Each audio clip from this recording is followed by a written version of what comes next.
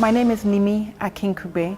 I'm the CEO of Bestman Games Limited, which is an African distributor of customized editions of Monopoly. So we create Monopoly board games for 48 African countries.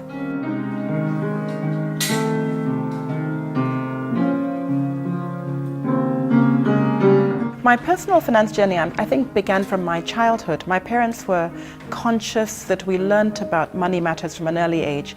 So we started off by having pocket money allowances. We were encouraged to work during the holidays. We had internships, and those sorts of examples from early childhood make you understand the value of money quite early. They were also very frugal, very disciplined and hardworking, and those lessons from my childhood impacted on my life. But I think probably the most important lessons came from my time as a banker.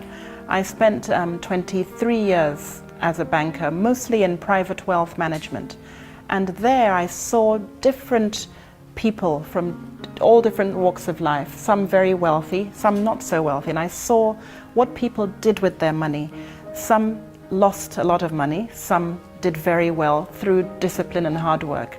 And those lessons impacted me, but most of all I found that many people had no idea how to deal with their personal finances, particularly women.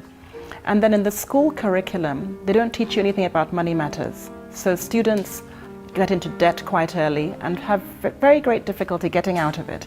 So I found that there was a lot one could do to help people regarding their finances. And for the last 15 years, I've been writing articles, I've had columns in papers and so on, and that has helped people get into debt without realizing how quickly they can get into a very difficult situation, and then they find it difficult to get out of debt.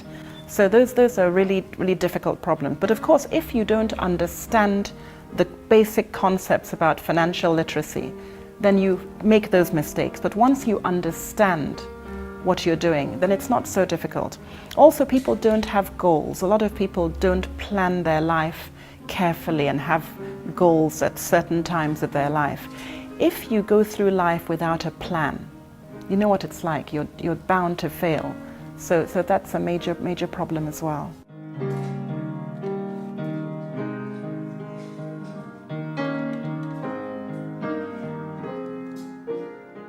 The Monopoly board game is probably the world's most famous personal finance game.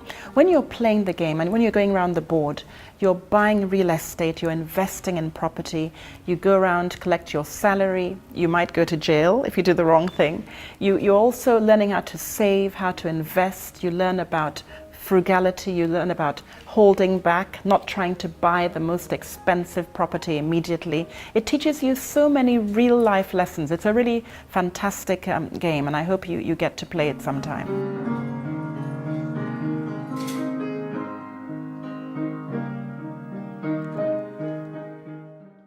High point of my career.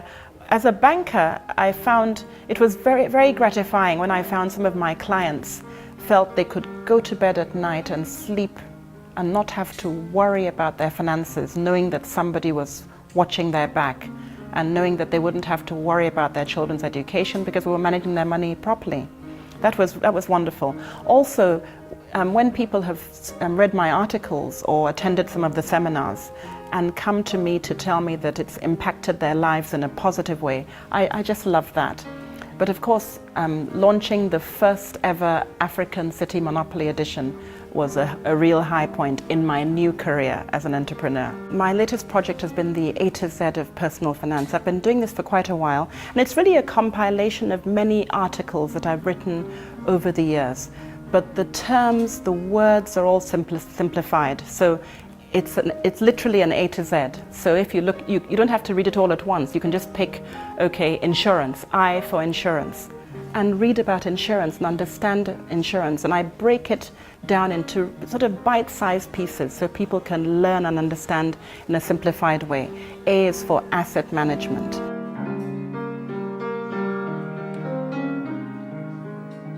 My advice to anyone who's trying to move from a corporate environment to entrepreneurship, it's basically making sure you understand what your strengths are, understand your passion, what are you good at. I think what you are good at is what you will be best at as an entrepreneur. So I find if you've got these skills, talents, gifts, and you focus on those things, develop them, nurture them, invest in them, I think that will hold you in good stead in whatever you're doing. So many times what I'm doing doesn't feel like work because I love what I do. I think that's the biggest lesson that I would want to pass on, that, you know, don't do something that someone else is doing because they are successful at it. What is it that you are good at? What skills? I believe every single one of us has a God-given talent.